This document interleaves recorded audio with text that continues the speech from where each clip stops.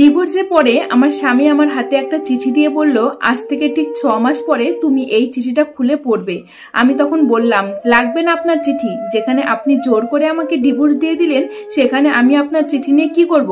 এই কথাটা বলার পরে সে আমাকে বলল, প্লিজ এই চিঠিটা নাও, এটাই আমার শেষ অনুরোধ, আর কিছুই বলবো না তোমাকে। ইচ্ছা না থাকা সত্ত্বেও চিঠিটা নিয়ে আমার ব্যাগের মধ্যে রাখতে হলো। আপনারা সবাই হয়তো বলতে পারেন যে আমার ডিভোর্স কেন হলো। আসলে এই প্রশ্নটা আমারও, আমার স্বামী কেন আমাকে ডিভোর্স দিল সেটা আমি নিজেও জানি না। আমাদের দুজনের ডিভোর্স হওয়ার পর যখন আমি বাসায় আসছিলাম তখন লক্ষ্য করলাম আমার স্বামী কান্না করছে। আমি মনে মনে ভাবলাম, ওর যা ইচ্ছা হয় করুক, ও নিজেই আমাকে ডিভোর্স দিয়ে দিয়েছে, সে আমার স্বামী না, ও আমাকে ঠকিয়েছে। আজ থেকে ঠিক 4 বছর আগে আমরা ভালোবাসা করে বিয়ে করেছিলাম, কিন্তু সে যে আমার সাথে এরকম করবে তা আমি কখনোই ভাবতে পারিনি। বাসায় আসার পরে মা বাবা, দাদা, বৌদি সবাই আমাকে বকাবকি শুরু করে দিল। কেউ আমাকে ভালো চোখে দেখতো না তখন। প্রতি রাতে ভাবতাম কি এমন করেছি আমি যার জন্য ও আমাকে ডিভোর্স দিয়ে দিল। অনেক কান্না করতাম, রাতে কান্না করে করে বালিশ ভিজে যেত। কখন যে ঘুমিয়ে পড়তাম সেটা নিজেও বুঝতে পারতাম না। মাঝে মাঝে তো এমনও হতো যে জাগতে জাগতে ভোর হয়ে যেত। এর মাঝে আমাদের বিবাহ বিচ্ছেদ হয়েছে 1 বছর হয়ে গেল। হঠাৎ করে মনে পড়লো আমার স্বামী তো ডিভোর্স হওয়ার সময় আমার হাতে একটা চিঠি দিয়েছিল, যেটা আমাকে 6 মাস পরে খুলে পড়তে বলেছিল। সঙ্গে সঙ্গে আমি ব্যাগের মধ্যে থেকে চিঠিটা বের করে পড়তে লাগলাম। চিঠিতে লেখা ছিল, আমার প্রিয় স্ত্রী, আমাকে ক্ষমা করে দিও তোমাকে ডিভোর্স দেওয়ার জন্য। খুব ইচ্ছে ছিল তোমাকে নিয়ে সুখের একটা ঘর বাঁধবো, কিন্তু সেটা আর হলো না। জানো, স্বপ্নটা আমার স্বপ্নই রয়ে গেল। তুমি না জানতে চেয়েছিলে কেন তোমাকে ডিভোর্স দিয়েছি? তাহলে শোনো, আমার ব্লাড ক্যান্সার ধরা পড়েছিল।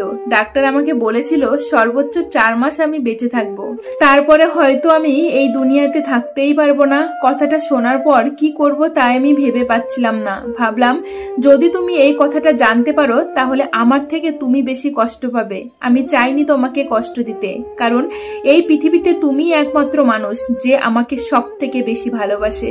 সামান্য একটু অসুস্থ হলেই তুমি দিনের পর দিন কান্না করো, একটু জ্বর হলে তুমি কত রাত যে না ঘুমিয়ে আমার জন্য পার করেছো।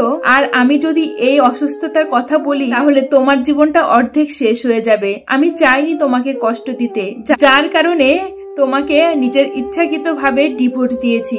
যেন তুমি আমাকে অনেক বেশি ঘৃণা করো, অনেক অনেক বেশি ঘৃণা করো। তোমার মন থেকে একদমই চিরতরে মুছে ফেলো আমাকে, আর আমার নামটাও যেন তোমার মুখে নিতে ভালো না লাগে। জানো তো, আমি তোমাকে অনেক ভালোবাসি। তোমাকে ডিভোর্স দেওয়ার পরে আমি অঝরে কান্না করেছি। কোনো কিছুই করার ছিল না তখন আমার। তুমি আমার কাছে লাল টুকটুকে একটা মিষ্টি বউ, প্রিয় তোমার স্ত্রী। আমার চোখে দেখা দুনিয়ার সব থেকে শ্রেষ্ঠ নারী হচ্ছে তুমি। তোমার মতো কাউকে আমি পাইনি।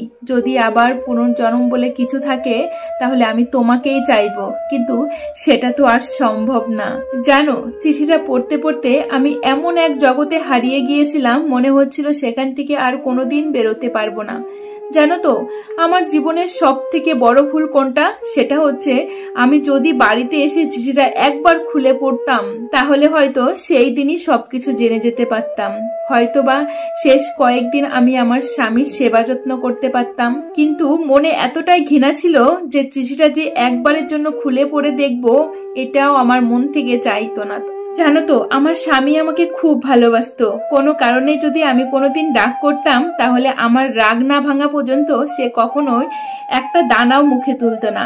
আমাকে যে কত ভালোবাসতো, সব সময় আমাকে সাপোর্ট করতো, সব বিপদে আপদে আমার পাশে থাকতো। যখন আমরা কোথাও ঘুরতে যেতাম আমাকে আমার পছন্দ মতো জিনিস কিনে দিত। কিন্তু সেই মানুষটাকে আমি একটুও বুঝতে পারলাম না। আজও আমি এখনো বিয়ে করিনি, আমার কোনো ছেলে মেয়ে নেই। ভাবছি পরের জীবনটা কিভাবে কাটাবো। একটা মেয়েকে ডিভোর্সের পরে কখনো কেউ বসিয়ে খাওয়ায় না। আমার ফ্যামিলি থেকে অনেক পাত্র দেখছে, মাঝে মাঝে ঘটক আসে, নতুন নতুন সুন্দর সুন্দর ছবি নিয়ে আসে ছেলেদের। সবাই বলছে যে ছেলেটা ভালো, বিয়ে করে নাও। বিদেশ থেকে অনেক ছেলেরা বিয়ের প্রস্তাব দিচ্ছে। কিন্তু জানো তো, আমার স্বামীর কথা যখন মনে পড়ে তখন আমার জীবনটা একদম এলোমেলো হয়ে যায়, চারপাশটা অন্ধকার হয়ে আসে। কিভাবে আমি তার এই স্মৃতিগুলো ভুলে থাকবো? আমার স্বামী আমাকে কত ভালোবাসতো, কত সুন্দর খাইয়ে দিত, জায়গায় ঘুরতে নিয়ে যেত। আমি যদি অন্য কাউকে বিয়ে করি, অন্য কারো কাছে যাই, তাহলে আমার স্বামী কি আমাকে এমন করে ভালোবাসবে? তুমি বলো।